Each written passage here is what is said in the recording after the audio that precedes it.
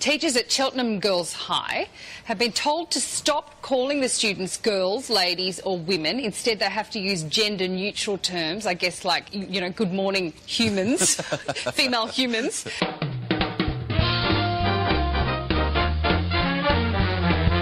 The views expressed on the following broadcasts do not necessarily reflect those of KHLT, Take 12 Radio, or our affiliates. The opinions on this show should not be considered as medical, psychological, or professional advice and are those of the host, co-host, and guest. Take 12 Radio and KHLT Recovery Broadcasting are not affiliated with any particular 12-step fellowship.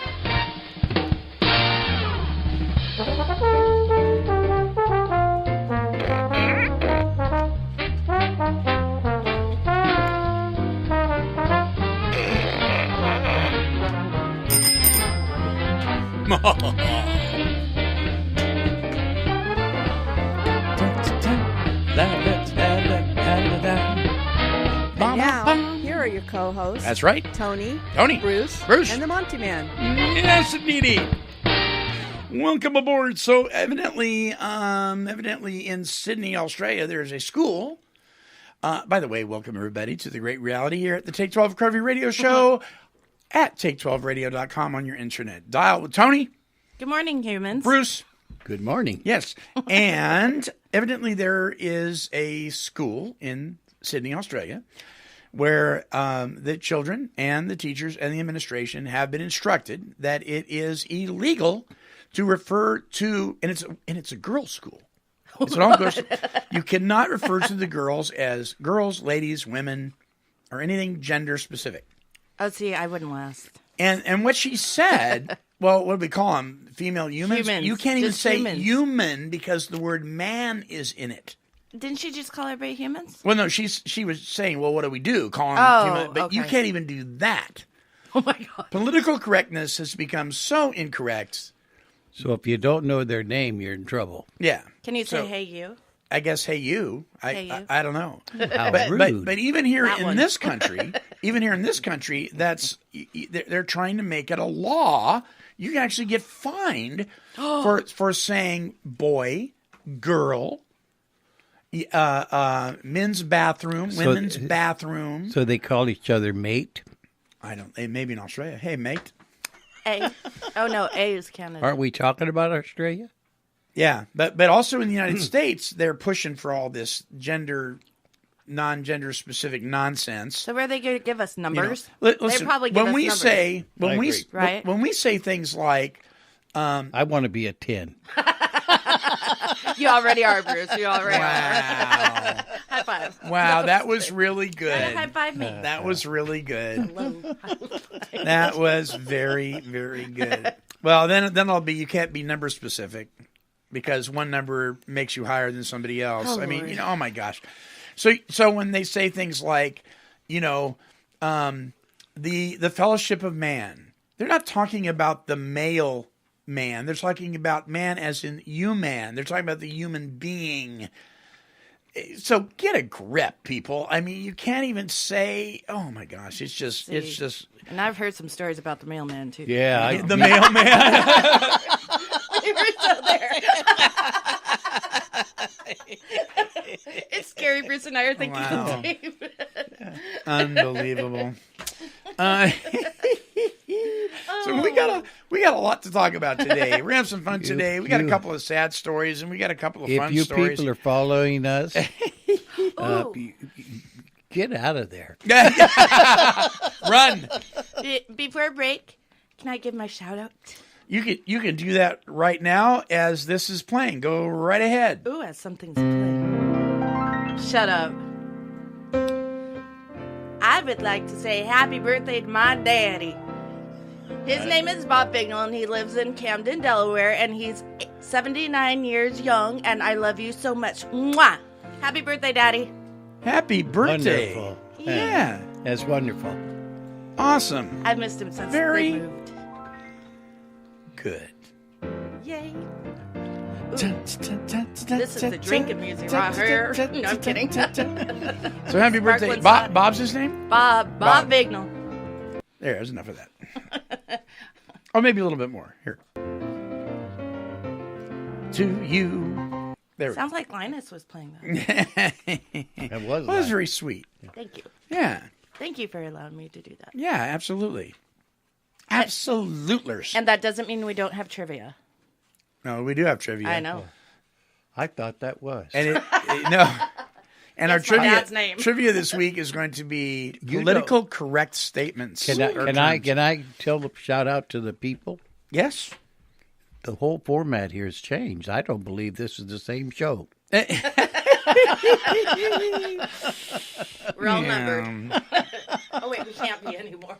So, on a sad note, a little bit of a sad note, actually, really big sad note for a lot of folks. My son's best friend, Logan E. Rainwater, passed away here on August 1st, and we went to his memorial service, military memorial service, Yeah. at the Armory on Saturday. And I had the absolute honor and privilege of being asked to say the closing prayer. Nice. And I didn't know that was going to happen. And I just felt honored to do that. But he was in the Army. His awards included Army Achievement Medal, Army Good Conduct Medal, National Defense Service Medal, Global War on Terrorism Service Medal, Non-Commissioned Officer Professional Development Ribbon, Army Service Ribbon Certificate of Achievement, and the Driver and Mechanic Badge. Also was awarded the Army Commendation Medal. So a lot of things for a young man. But he was an amazing grandson, son, brother, husband, father, cousin, uncle, dear friend to lots of people. The thing that was great is Logan had his times, like we all do. He went kind of sideways once in a while. But this is a kid, if anybody had a reason or a legitimate excuse to go totally off the chart and end up with a needle in his arm and a bottle in his mouth, this kid did. Oh, wow. Because he hit some rough spots in life that were not his fault. And yet he did go sideways a little bit with some things, but it didn't bite him in the butt. It didn't grab him, and he rose above it, and he went into the military and got a lot of awards and actually became an outstanding young man. Nice. And so, kudos to this kid. It was a traffic accident that took his life. An elderly man, came out in front of him in a van, and he was on a motorcycle on his way to work.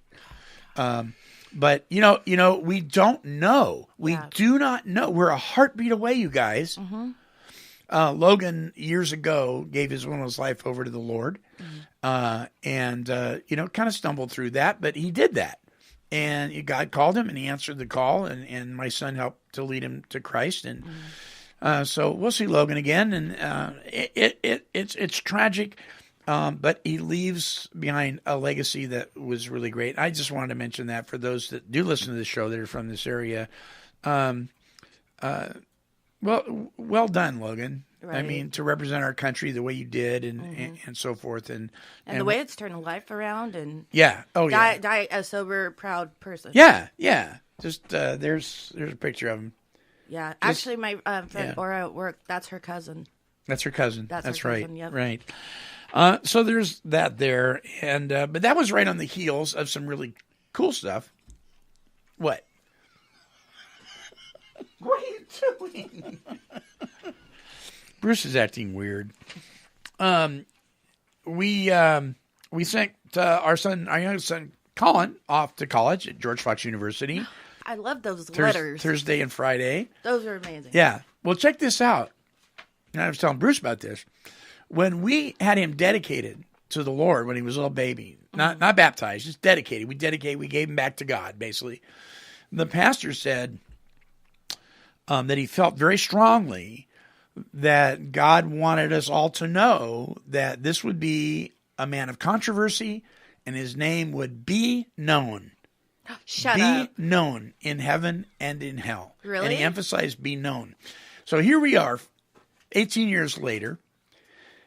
We walk on the campus of George Fox University, and here are these letters that are 6 feet tall, spread out on the lawn. And it says be, oh my be goodness, known. The motto of George Fox. Be known. In these huge letters. You saw pictures of them. Yeah. Now you tell me if that isn't God putting it all together. That's like a total, like, 360. Oh, I know. It's All, just, you know, full circle. I didn't know that. That makes it Isn't even that cooler. wild? That is something. So, congratulations, Colin. Yeah, we miss you, but you're only an hour away. You know where the washer and dryer is at our house when you come to visit. And then I got a little gift on the way back from the store What gift and what yesterday. store? Okay. I went to the store to get something for the all church picnic. And I'm bebopping along the road, coming over the overpass. And guess what happens? Oh, no. It's a good gift or a bad gift? It's not fun. Okay. Oh, God. I have not received one of these gifts in a ticket? very long time. Did you get a ticket? Yes, I got a ticket. You're not perfect. I was going 52 miles an hour in a 35-mile-an-hour zone. You're probably I was right. bebopping along. Be like, policeman, roll down the window. I bless you, Lord. I said, love you, policeman. I will bless you all the way. I said, officer, I haven't had a ticket in probably 25 years. He goes, well, I guess it's time. He let it be known. $160. Ouch. So there you go. I keep it. All I have to say is thank you, God. Poor thing. I one time I'm careful, the next time I'm not going Yeah. around over that bridge. Yeah. And now knowing that you've got a ticket for it, because I've seen that patrol car parked there Yeah. several times, in the last week. They're smart. I'll be careful. Well, it's like I say, one time I'm watching, next time I'm not. So I'm hoping this will bring me to. Well, it's kind of a mock kind of freeway kind of thing. And It you is. don't really think about it because you don't feel like you're in town. No, it's about 40, 45 is completely normal. Yeah. Yeah. And it's 35. He goes, "Do you know how fast you were going?" I said, "Actually, to be honest, I was paying no attention whatsoever." At least you're on. And he goes, "Really?" And I said, "Yeah. Oops." So we'll see. I don't think my insurance will go up for one ticket. Do No, No, I I don't don't. think you? Out of so. all these years? Well, I don't know. I got a ticket because of that stupid camera thing, and it went up a little bit, but not. I didn't hike it. Yeah. And Walter's like, "How can you get a ticket for turning right hand?" Now, what is turn?" that? Because you didn't cost? stop completely. Probably. Yeah, Right. What did that cost? Oh God, that was like almost a $300 ticket. Yeah. Really? Yeah, if I it's hear taken by that those- camera, you I pay hear for the the film. I hear the camera. Those are tickets high? Oh are God! high. And they're putting another one in. I think actually at that same intersection, you just got a ticket. That could be. Yeah. Oh, Lord have mercy. Anyway, so there's that there. Okay, so next week and the week following, just so the listeners know, we will be playing, in lieu of this show, we'll be playing Understanding Intervention Part 2, and the following week, Understanding Intervention Part 3. Last week, we played Understanding Intervention Part 1, which was, what is it? What is intervention? Yeah, If you that didn't was listen actually to a good it, show. go back and listen to it. One of the country's top interventionists, he is a man who loves God and loves people, Tony Messbarger from Benchmark Recovery Services in Austin, Texas, did a workshop with me some time ago, and I've had a lot of email as of late asking about intervention. Should we do an intervention on our son? How do you do it? Blah, blah. Do not attempt an intervention by yourself. You will do more harm than good, I promise you. Yeah. So at the very least, listen to these workshops. They will educate you on what to do and what not to do. So the first one is intervention. What is it? Part 2 next week will be intervention, getting the family on board. Yeah. Part 3 is intervention face to face, talking with the person you're intervening on. And part 4 is transport and treatment. Yeah. And so you don't want to miss those. So that's the next 2 weeks on Monday's show will be that, because I'm going to be you guys will be here, but I'll be gone. You'll be in Albany. We'll be sitting here in the studio for an hour. How do you know that I won't be gone? Well, maybe you will be gone. Oh, honey, I know I won't. You'll gone. be. Okie dokie. So, all right, we're going to take our first break. Oh, by the way, the topic today is addiction and recovery in the news. So we got some news articles that we're gonna chat about, addiction recovery in the news. And before we do that, we're going to do a little Take 12 trivia on political correctness in honor of our little soundbite in the beginning of the show. Don't go away. We'll be right back.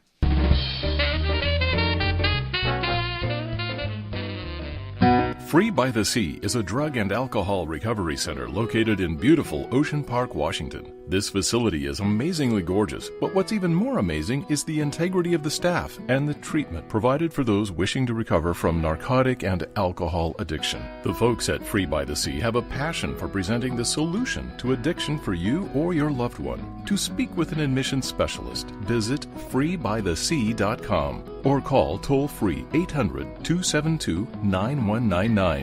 This place is simply amazing.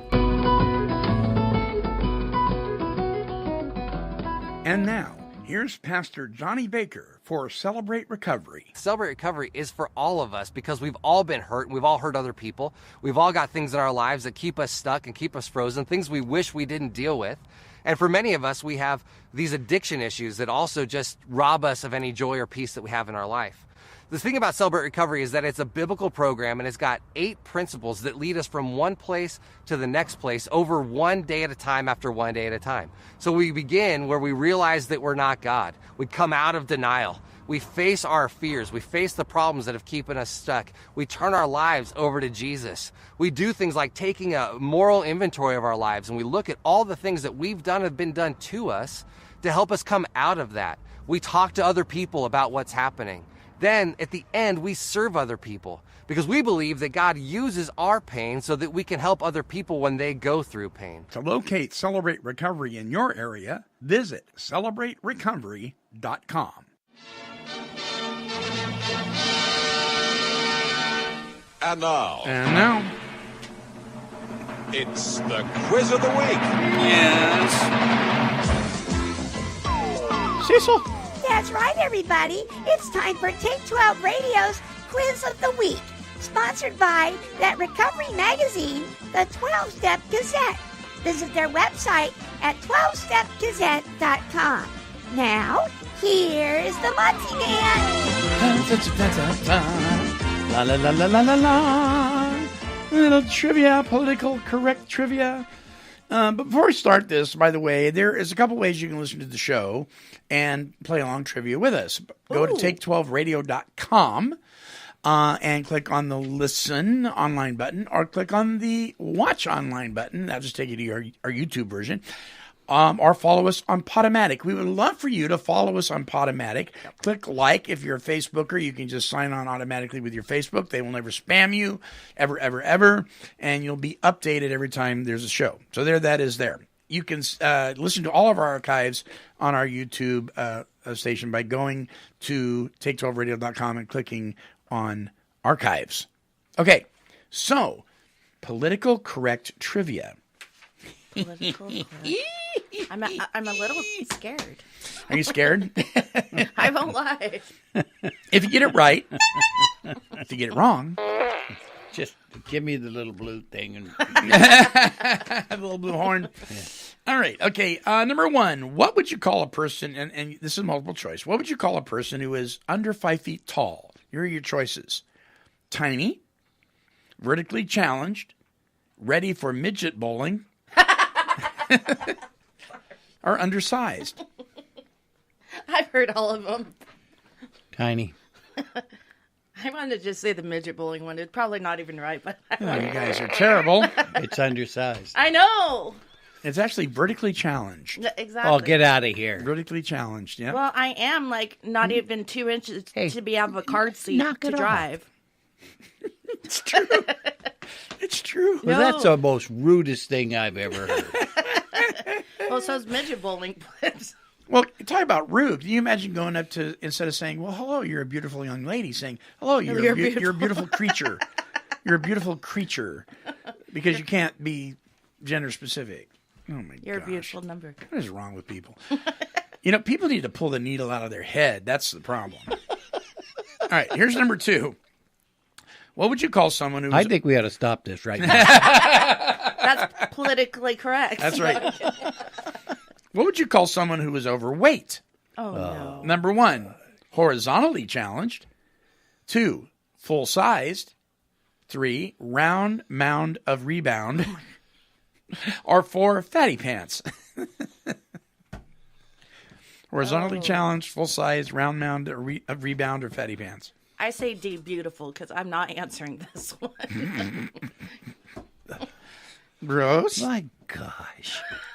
I think he's going to say I can that do the midget one horizontally 'cause I'm challenged, small. but I think it's being oversized. Yeah, well, you're both being correct. It is horizontally challenged. That's what I thought. Yeah. Yeah. See, I could tell from the first answer. Yeah. Yeah. Number 3. I think it's wrong, by the way.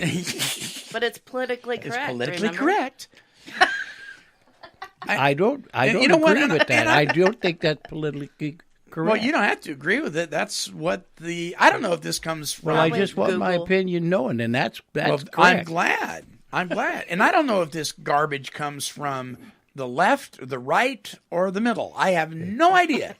Now, we've never responded this way, so just never have this one again. By the way, the coffee today is brought to you by Tony. It's Yes. Starbucks Bright Sky Blend, mild and nutty. That's what Bruce is, mild and nutty. All right, let's finish this. All right, number thing. 3. What's Mild and nutty. the term for someone who is unattractive? Ooh, I got plenty. Horizontally challenged. Wait, what was the coffee saying again? No, they're mentally challenged. Mild and nutty. Mild and nutty. Here are your Go ahead. choices Go for ahead. somebody I'm who's. sorry. Here's your choices for somebody who's unattractive. Are they fugly? Fell out of the ugly tree, Shut up. cosmetically different, or are they just simply ugly? They're just ugly. I'm sorry. My God. Man. Number 3. Cosmetically different? I say metal. Yeah, I say the Yeah, you guys are right. It is That one. cosmetically See, different. and that's wrong. This whole quiz is wrong, Bruce. I'm sorry. I'm sorry, Monty, but this is that's But you wrong. know what? Every show does it. And If I said that to somebody, they say, "Where are you coming from, man?" Say, well, hi, my dear. Today you Australia. look cosmetically challenged. Why would you Or say different. anything? I don't know. All right, we have 2 more. What would you call someone who has body odor? ooh, Okay. Here we go. Is it now is this it one they have to know. is it non-discretionally fragranced? Oh, Is it smelly? Is it human trash heap? Or is it just simply stinky? It's stinky. I'm sorry. These people have to know they smell.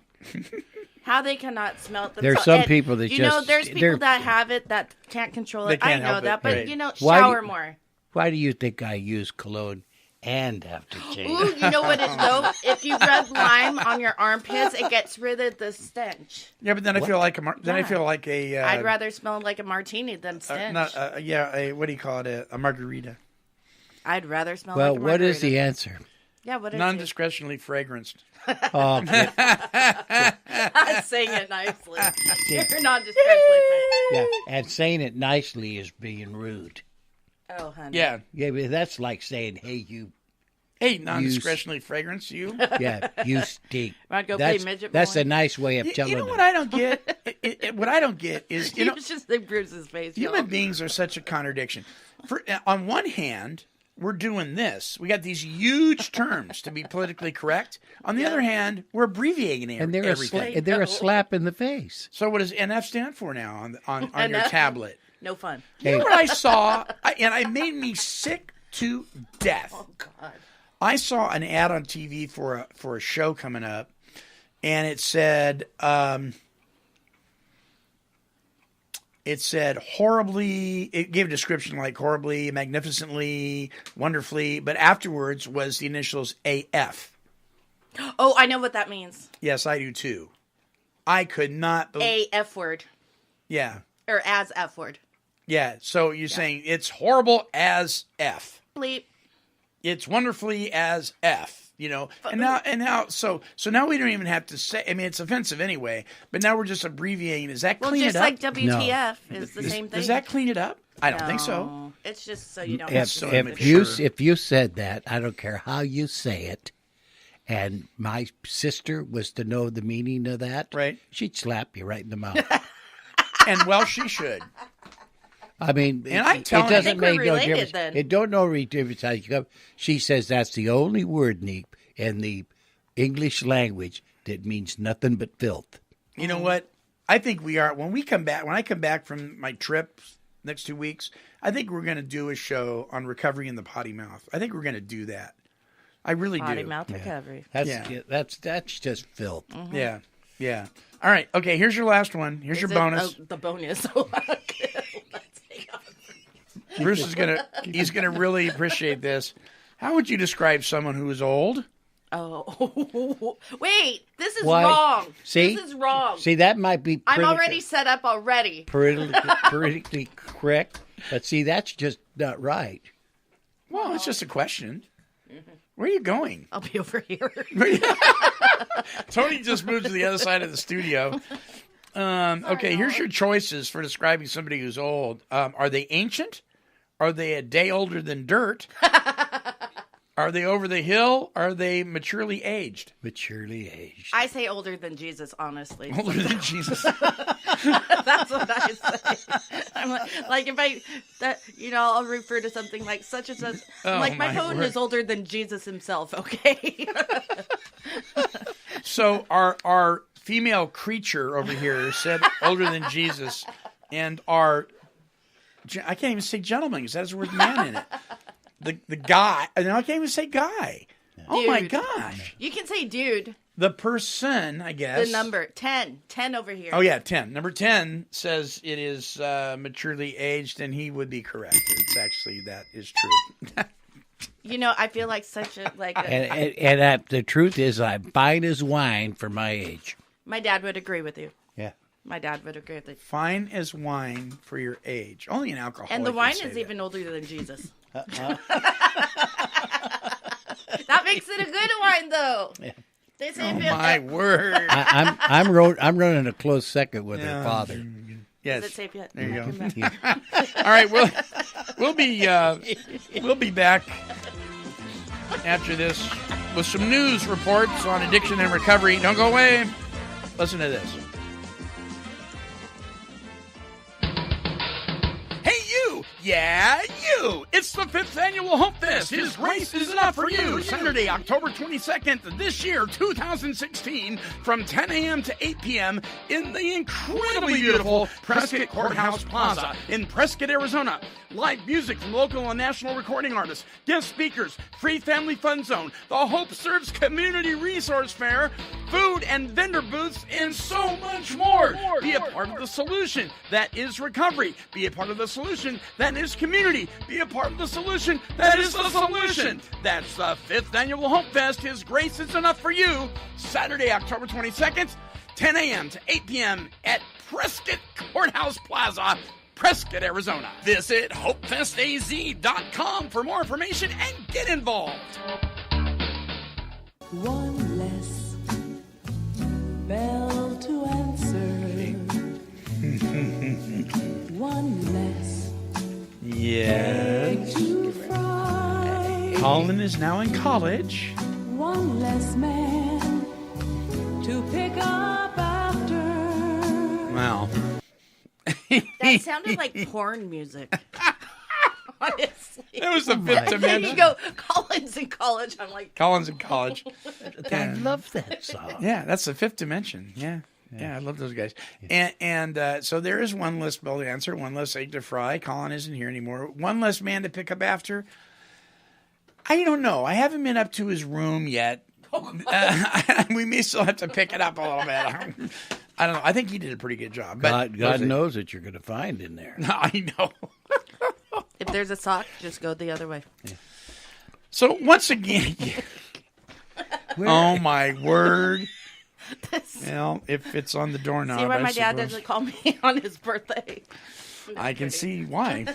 Okay, so once again, sadly, and I'm afraid it isn't getting any better, heroin is in the news, and it's getting worse and worse in New Jersey.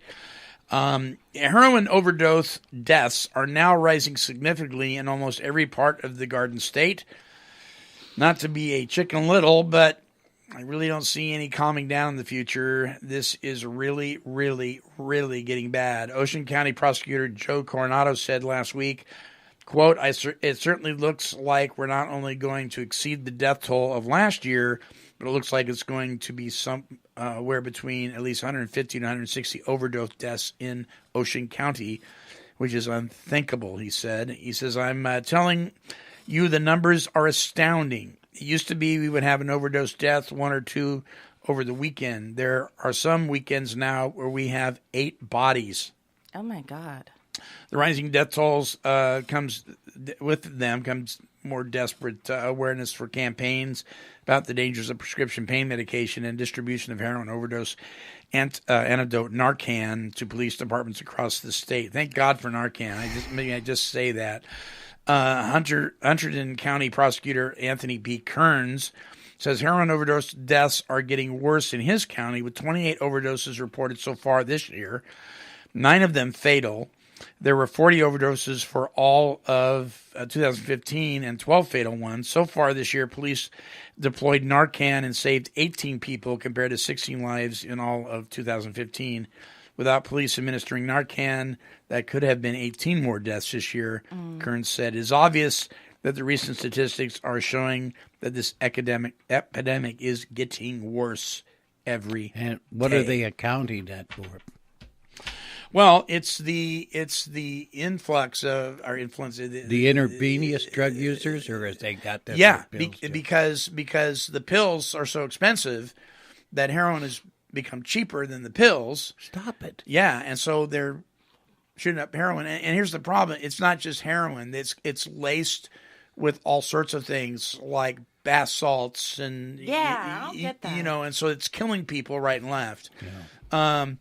And thank God for Narcan, because the person is overdosing to the point of death, and they can slam this thing into their chest, and boom, they're alive.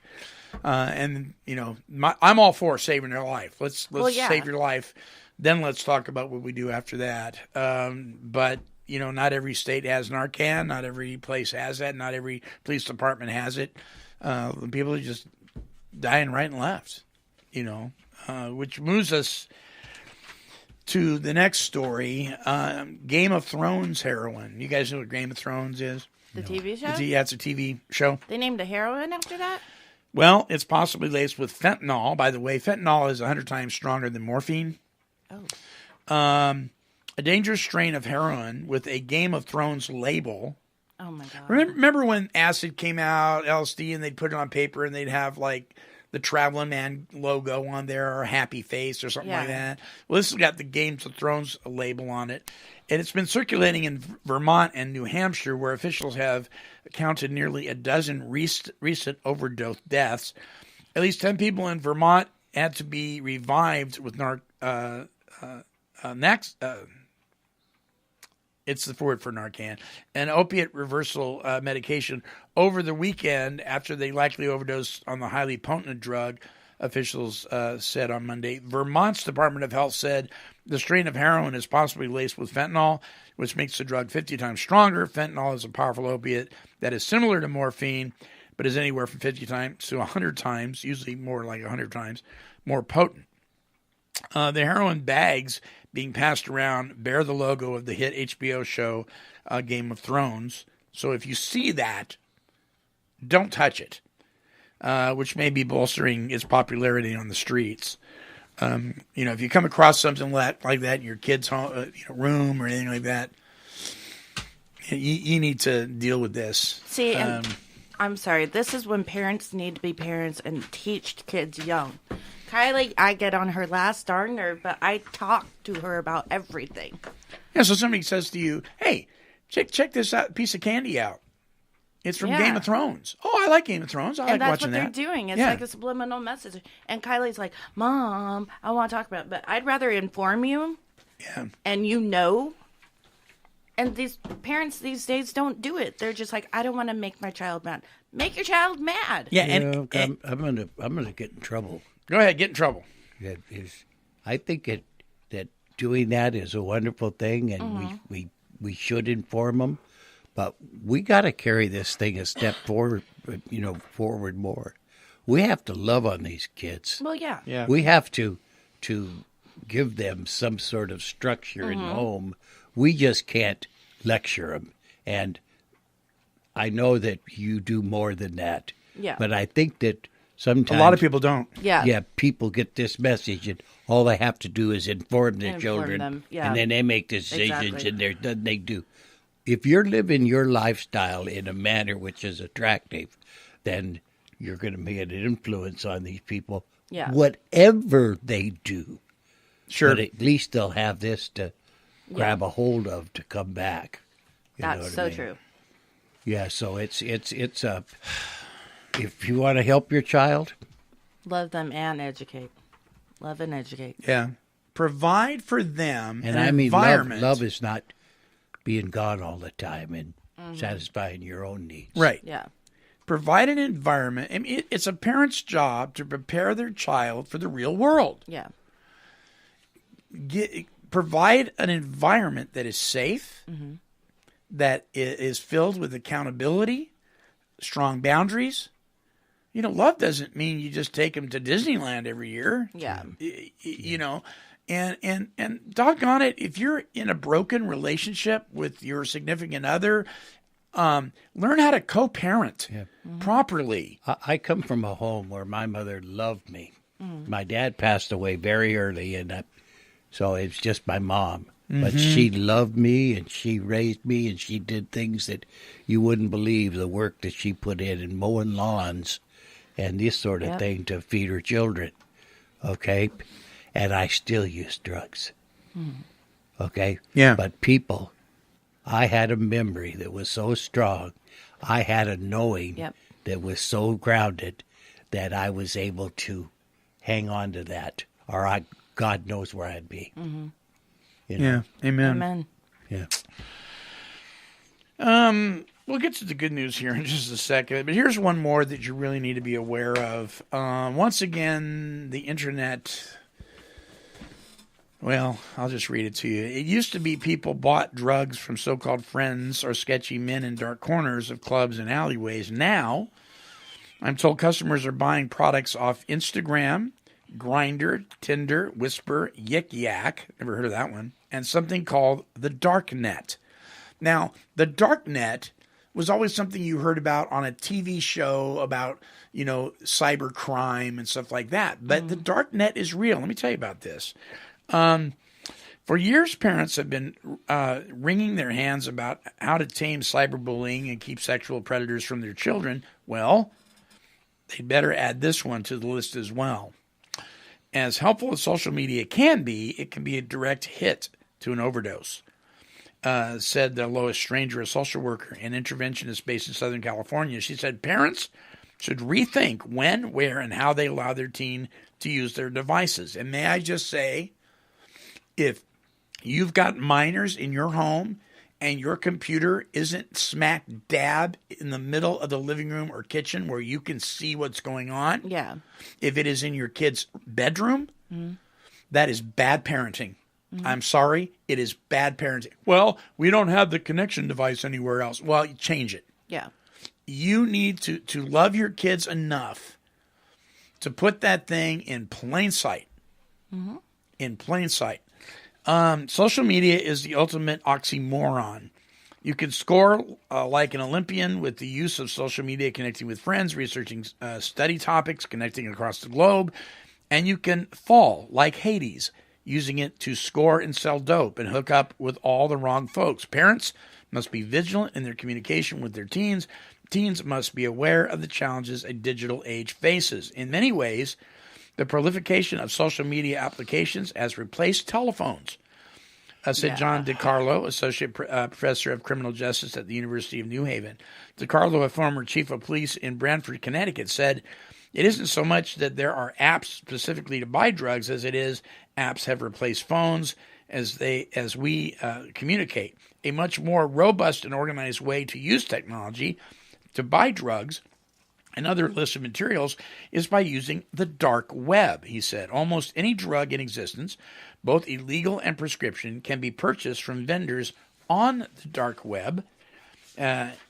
this comes from Scott A. Spackley, an international drug and addiction expert based in Washington State, devotes an entire chapter in his book, Project Addiction, the complete guide to using, abusing, and recovering from drugs and behaviors to the subject. According to him, everything you could want, from pot and LSD to cocaine and heroin, is available provided you know how to access the dark web, which, by the way, has been active for nearly a decade.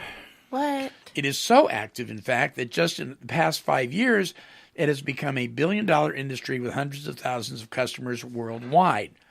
This is how it works. And I'm not going to tell you how to get to the dark web, but I'm going to tell you a little bit how it works. Spacey said the dark web, or the dark net, was actually invented by Swiss and U.S. government officials to create what's called Tor, or the Onion browser. Once you install Tor, you have access to the dark net. Parents, this one can't be accessed from Google or any other browser.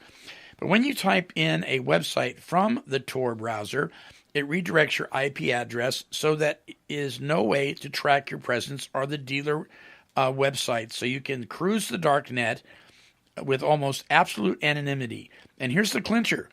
Purchases are made with online currency known as Bitcoin. Although it is not untraceable, Bitcoin is difficult to follow, which is why drug dealers and online extortionists use it. To give you an idea of how lucrative this business is, Spacey said 1 Bitcoin in 2013 cost $70. Currently, 1 Bitcoin equals $575. So it's cyber money. You get on the dark web. I know how you can do that. I am not telling you how you can do that. That would be unethical and irresponsible. But you get on the dark net, and they cannot follow you or trace you. Your IP provider, like Comcast, for instance, can't follow you. And you can go anywhere from pornography to buying drugs, and nobody knows it. And kids are doing this all over the world. Again, I'm going to get in trouble. Remember when we talked about devices and how people use it, phones, and the wrecks that these poor teenagers are getting in, and adults, because we can't texting and driving and all that stuff. We can't put these things away. We you during the intermission, you reached over to make sure you didn't have any calls coming in. Yeah, it's a habit. Yeah. So this is what we do. So we give our children, because we think they need all these things. You bet. But now here's the problem, people. I don't see it so much with the internet. What's having the greatest influence on your children's lives? Amen. Is your child worth more than that? That device. Are you so secular that you don't care enough about your child and what's influenced by? We wait until the death occurs or something else that affects our children's lives, the penitentiaries and things like that, and then we say, "Oh me." Yeah, where did I go wrong? What did I do? And we go out and we march against it and all these things, instead of lifting ourselves and saying, you know what, I did wrong. Mm-hmm. What's influencing your children's lives? And are they worth your time to put aside your gadgets and take those gadgets and say, you can't spend 26 hours a day on it? Do you remember when it was a rare thing indeed to have a friend who actually had a phone in their room? You were growing up. And our televisions. Yeah. We didn't. There's only like one. Stop watching the TV and interact with your children. Yeah. Go outside with your friends. Right. Because they needed this time. You know, we was afraid of those. But we did something about it. We're not willing to do something about it because of our own inconvenience, because of what the phones and the internet has done for our lives. That's right. So, people, I'm here to say that our children are worth it. Yep. You know? Amen, brother. And what's influencing their life? You or the internet? Right. I'm actually flabbergasted. I can't even believe that last one exists. Oh, it's you bet. Crazy. And I thought I knew them all, but obviously, wouldn't yik yak? What is that? Yeah, we're not clear on this thing. No, we're not. You know, I really, and now I'm really... second guessing like stuff. There's millions of things going on. Look, here's the plus side about technology. It's very simple. There are free programs that do it. If you listen to Kim Commando on the radio, she'll tell you how to do it. It's very simple. It doesn't cost you a penny. You can put governors on your computer that allow your child so much time, and then it shuts down. So they're not on games forever and ever. Well, let me finish that. You can trace where they're going. You can absolutely know. I mean, okay, is technology useful? Yes, in its right setting. Yeah. So there's no excuse to not be able to utilize these tools in a healthy manner, because you can do that. But if you're just turning your child over to these devices because it's convenient for you, it's a babysitter for you, and you don't want to spend time with your child because your life is so busy, you are contributing to the possible literal death of the one you gave birth to. Yeah, yeah. But so watch how this goes, and I'll use myself as an example, okay? And I'm agreeing with what you say when you turn this over. My grandson is in the other room, right, on a device, and he's on that device because I know that we'll be able to do this show without him coming in and wanting to sit in the chair or maybe join in on the program, right, because he's been on the program before. I'm willing to do that just for the simple reason that we won't be interrupted. Now, that's wrong. That's where it all starts. Well, it's not about, no, listen. No, I disagree. I disagree. I think if you have monitored what he's on, and he's playing, whether he's playing checkers in real time by himself or solitaire with cards. I haven't. All I know is that he's good and quiet. Oh, you haven't? No. Okay. Then I agree with you. Okay. See? Then I agree with you. I'm doing this for the pure reason of selfish. And, okay, gotcha. See, then I do agree. If we're willing to do these things, see, I'm willing to do it. And I think that with what I've just heard, it ain't going to happen no more. Yeah. I'm going to have to do something like that. I'm going to have to see that this isn't his problem. This is my problem. Gotcha. Absolutely. Yeah, you're right. Okay. You're right. Word. Because as grandpa, you should be very aware of every single game that's on that tablet. You're right. Yeah. See? And I did that. Oh, I want to learn. He's okay. You see, I put it off like his parents will keep care of it. Right. Why am I risking him like that? Right. And I say I love him so much. Well, don't beat yourself up too much. No, I'm just saying that's what we do. So this is what I tell the guys that I counsel at Teen Challenge. When you know better, do better. Well, I know when I have Kylie, I make her come out of her room and off the electronics when she's here. It's like, no, you're not here. You could do that back in, Washington. When you're here, it's time for family. And I really throw a ringer in there. Yeah. I don't think if I don't, I have to say it. If I don't go to God first, if I'm not asking Him on a daily basis to help me to keep my eyes focused on Him, then my way that I treat my grandson is going to be entirely different. He gives me the strength and the courage and the foresight to do that. I can talk about it all day long. Yeah. I can admit to it all right. day long. You're right, because otherwise you'd be going, give me that thing. You bet. And it would just alienate him. And I know you know that, Monty, Yeah. that's the power Sure. by which we live our lives. Well, also in the news, and this is some really cool stuff, the Olympics, okay? From drug addiction to Rio 2016, Australian swimmer Dan Smith on how faith in God changed his life. Australian swimmer Dan Smith made an incredible recovery from a drug addiction, which saw him made homeless and turned to crime before going on to compete in Rio Olympics this summer. Smith and his teammates came fourth in the 420m freestyle relay, a disappointing result after winning bronze at the World Championship last year, but one which Smith says has forced him to rely on his Christian faith. He says, it's taught me a lot to be grateful and to appreciate that I'm even here, that I'm alive, I'm healthy, and I'm fit. I'm having a good life. So far for me, that's what the Lord's really been doing in me, he told sports media organization Passion for Sport. Disappointing results aside, 25-year-old Smith's return to the water has been called a comeback fairy tale. After swimming success as a child, he turned to alcohol as a teenager, which resulted in him having a drunk driving accident at age 18, just 4 weeks after winning his first Open Australian title. He says, all that kind of stuff that the world throws at you, I thought that this was the answer to life. He says, I'm up there with the top best athletes in Australia. I was fast and I was starting to swim well, but my personal life just got the best of me. Smith recalls not knowing how to deal with all the shame, the guilt, the embarrassment of his accident, and describes himself as a very empty, lost, and broken boy.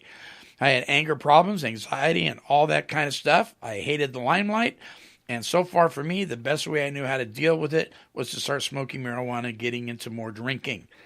Life really swept me off my feet. I thought I'd be okay. I'd just use a little bit of drugs here and there, and everything would be all right. But really, it literally destroyed my life. Smith ended up with an addiction to crystal meth, known collegiately as ice. The first time he tried it, a man told him he'd lose everything within 3 months. Within 1 month, I kid you not, I lost absolutely everything. Now with Jesus, I have everything. Nice. See, and it's stories like these that give other people hope, whether they're in the limelight or not.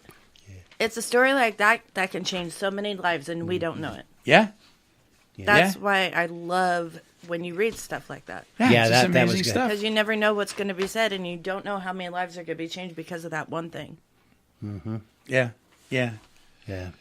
So that was good. It's- And yeah, can it's I great say stuff. you read well? You do. I stumble over myself because my dentures keep wanting to fall out. You should do like narration books. Yeah. And then Peter Rabbit.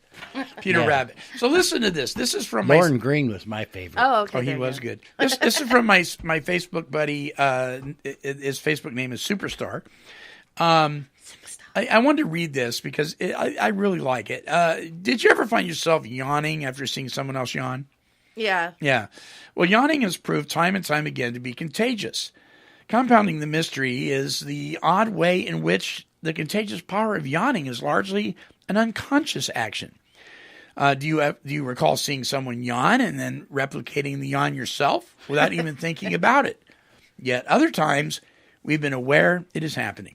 So what does this all mean? I don't know, but I feel like yawning now. Do you feel like Yeah. yawning?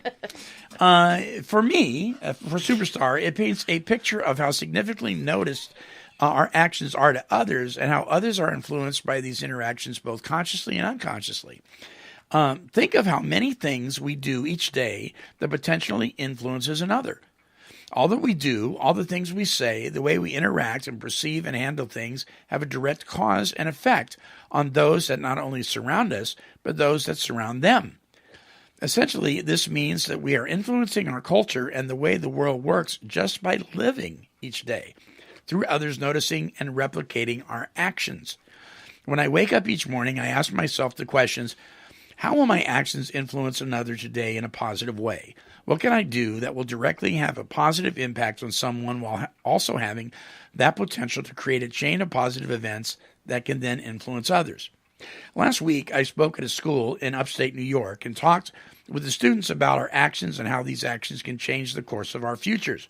In one particular discussion, I talked with these teens about the illness of addiction. I shared with them the statistics that indicate 1 in 10 Americans will become addicted to substances. It will become their reality and worst nightmare. During this critical conversation with the teens, I expressed the importance of our actions and subsequent interactions with others, especially with substances like drugs and alcohol. Basically, if they choose to partake in abusing themselves in this way, how could that directly influence a fellow peer? Yeah. I was realistic in our discussion. The facts are clear that not everyone will choose to live a life of sobriety. But for those that choose to abuse themselves in this way, I felt it important to convey a sense that they themselves, despite their destructive behaviors, have a direct responsibility to not pass along their negative influence on to others. That just like the simple act of yawning, their behaviors could be emulated or replicated in those individuals that surround them sometimes without them even noticing or having that intent. After all, how do they know that one of their friends aren't that 1 in 10 of us who become addicted to drugs and or alcohol. The fact is they don't know. And offering drugs and alcohol to someone is one of the most irresponsible things someone can do to another human being. So today, I encourage you to not only wake up and do that next right thing, but really think about how we can do our best to position that next right action to allow another human being to learn and grow from it, encouraging others to live a full and amazing life. Isn't that the greatest gift of all to give someone else? We don't realize the impact of our behavior on people in the checkout line, at people at the gas station, at the way we treat each other and the people that are watching, especially young people that are watching us. Yeah. You know, and I have my own theory about the yawning thing, and I'll tell you about it here in a second. But no, you're not. Yes, I am. I think it's. I have the answer to that. You know what it is? Well, they say that you yawn because of lack of oxygen. Yeah. So you yawn because of lack of oxygen, and if I'm in the room with you, you've taken some of my oxygen, so therefore I yawn.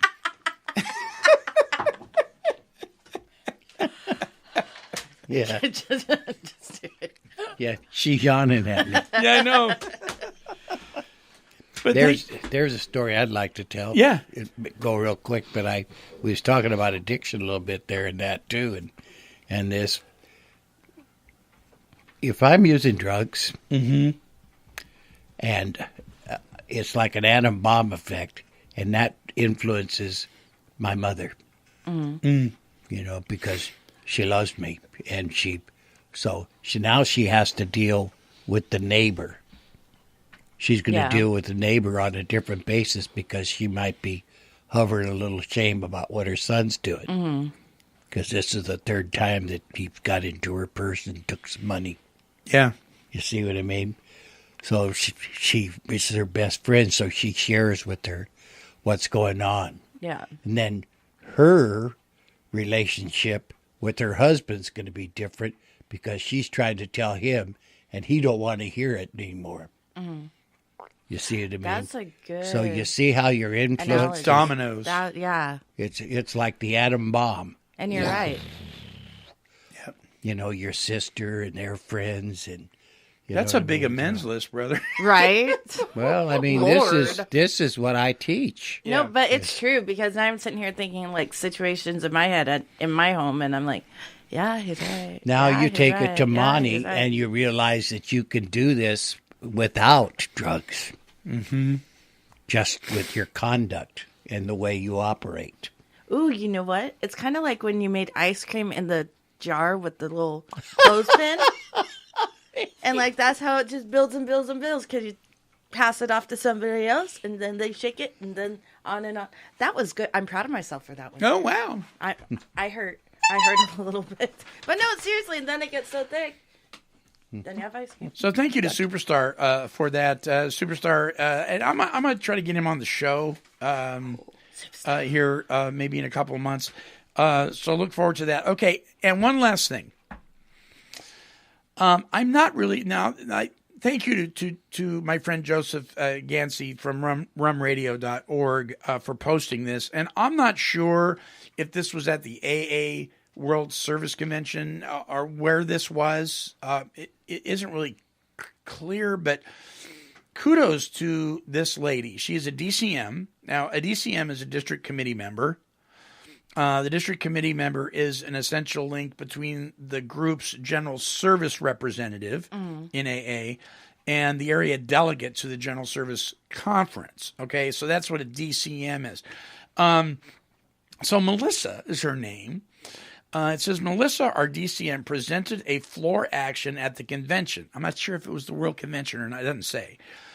To open the agenda to the delegates. This has been denied since the death of Bill W., opening the agenda to the delegates. But she did this. The presentation was exemplary. Melissa was amazingly both with her knowledge and with her preparation.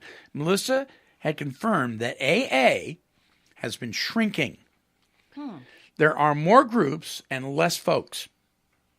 The agreement was the great bleed off comes from the siphon of NA, CA, Meth Anonymous and groups like that, churches, etc. Even Paranoids Anonymous, where they won't tell you where they hold those meetings. And then she got serious and she says, I believe this is because of two main reasons. The shrinking of less people and more groups.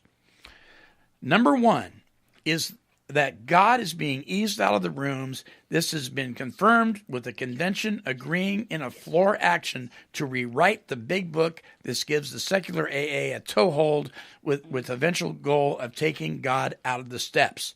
Take God out of AA, it will not survive. That's number one. Number two. Amen. Yup. So there was a motion on the floor to do that, to rewrite the big book. That is not the first time that's happened. No. Number two, the meetings have become the focal point of recovery and not working the steps with a sponsor in a timely manner.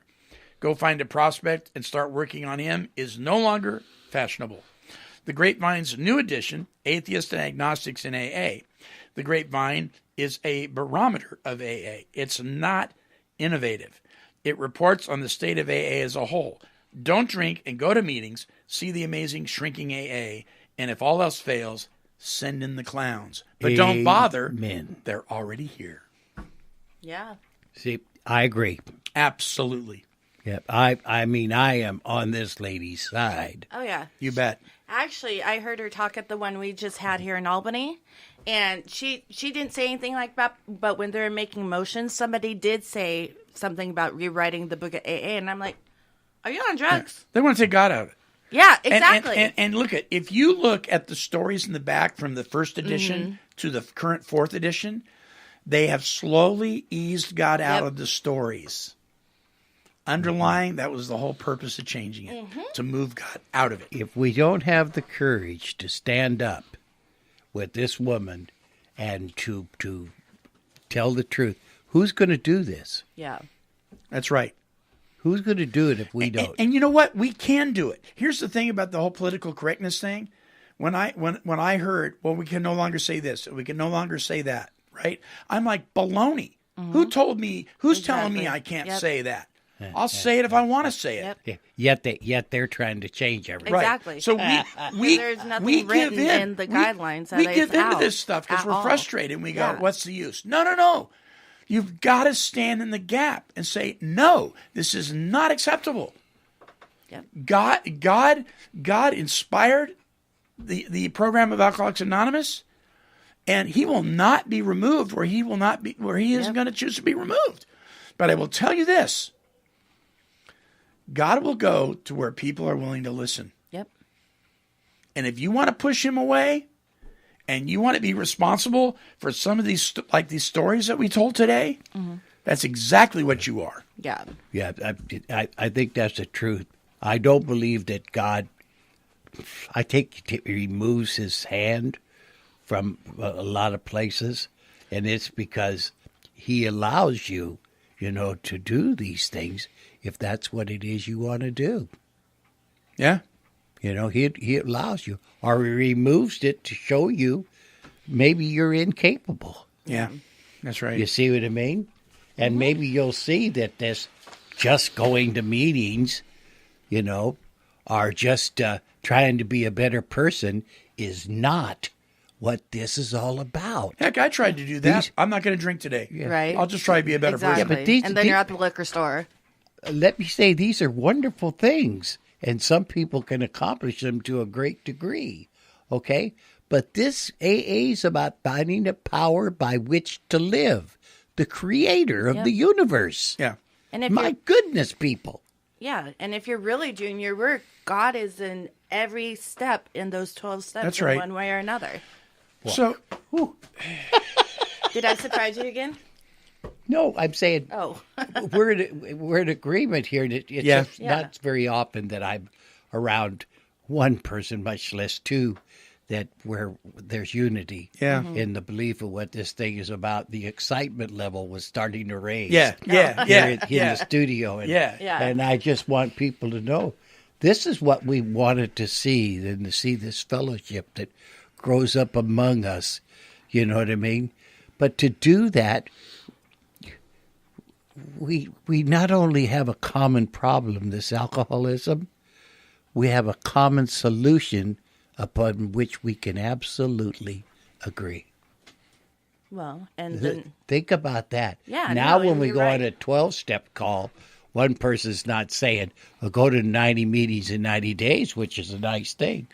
And the other person is talking about the big book. Mm-hmm.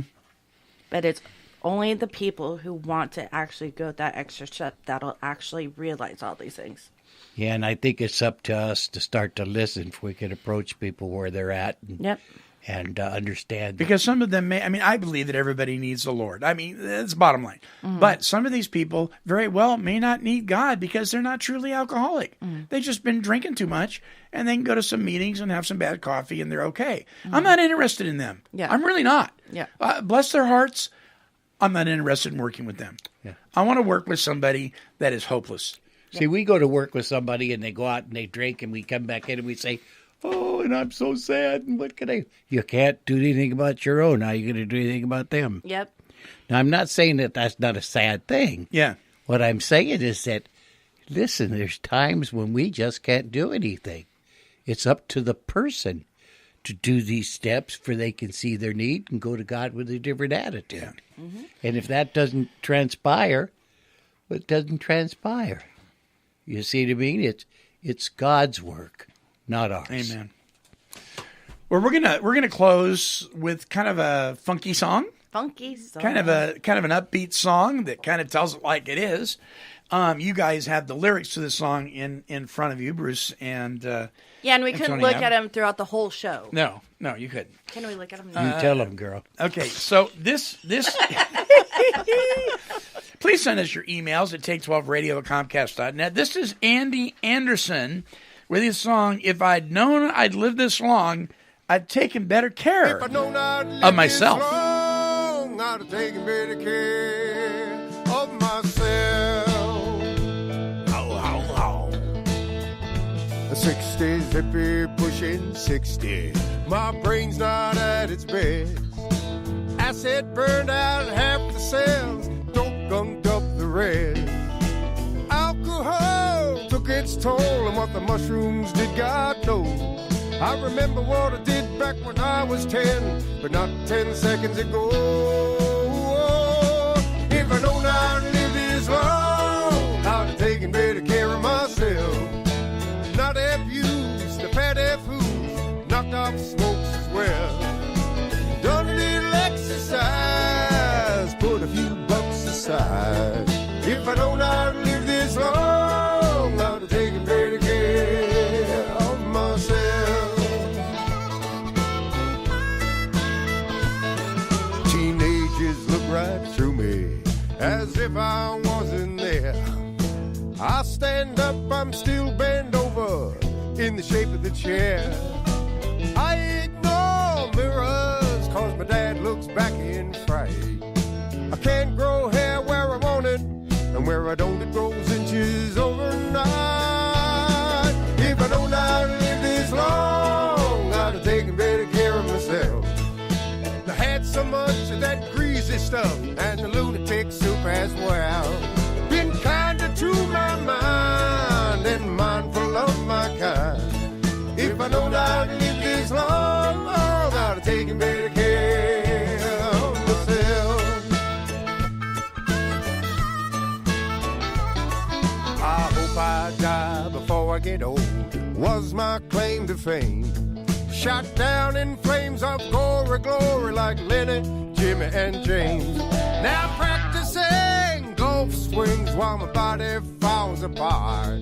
From my thinnest hair to my tiniest toe, I only hope I die before I rot. If I known I'd live this long, I'd have taken better care of myself.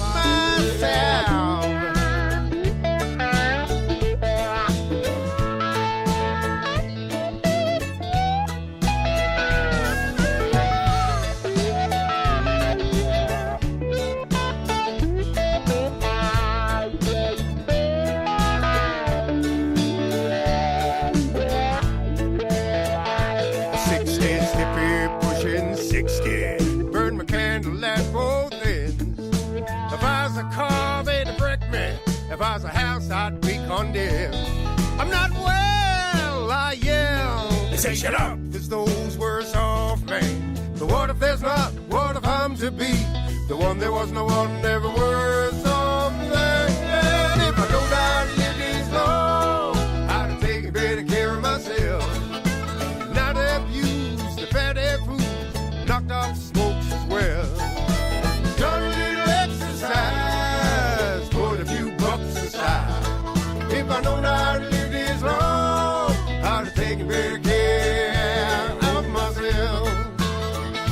Yeah, if I know not to live this long, I'd have taken better care of myself.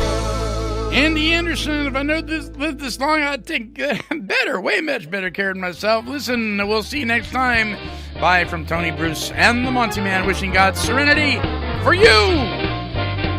This has been a broadcast of Take 12 Recovery Radio and KHLT Recovery Broadcasting.